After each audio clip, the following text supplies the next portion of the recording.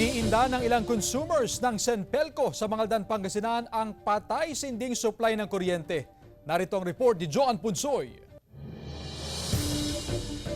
Sinasabayan daw ng init ng panahon ang init ng ulo ni Lola Maria ng Barangay Landas, Mangaldan, Pangasinan dahil sa naranasang halos magkasunod na patay-sinding supply ng kuryente sa bayan. Meron kaming patay dito tapos mapatay na naman.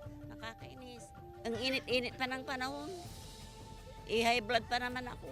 Mahirap daw ang ganitong sitwasyon lalo na sa mga anak ni JP. Hirap din po kasi mga bata, kung walang ilaw, laging paypay ganun. Yung asawa ko nahihirapan din. Naranasan ang power interruption noong Sabado, April 27 at ngayong araw, April 30 sa parehong oras na alas 5 ng madaling araw hanggang alas 6 ng umaga. Nag-abiso naman umano ang Central Pangasinan Electric Cooperative Incorporated o Senpelco sa kanilang social media account. May kaugnayan daw ito sa preventive maintenance ng National Grid Corporation of the Philippines o NGCP. Nag-implement po sila ng emergency shutdown para ayusin, i-retighten yung mga naglo-lose connection para maiwasan po na ito ay lumala at lumaki yung problema. Hindi rin daw umabot ng isang oras ang pagsasaayos. Samantala, muling itinaas ng NGCP sa yellow alert ang Luzon Grid ngayong araw, April 30. Itinaas ang yellow grid kaninang alas 2 hanggang alas 4 ng hapon. Muli itong itataas mamayang alas 8 hanggang alas 10 ng gabi. Ayon sa NGCP, nasa 14,950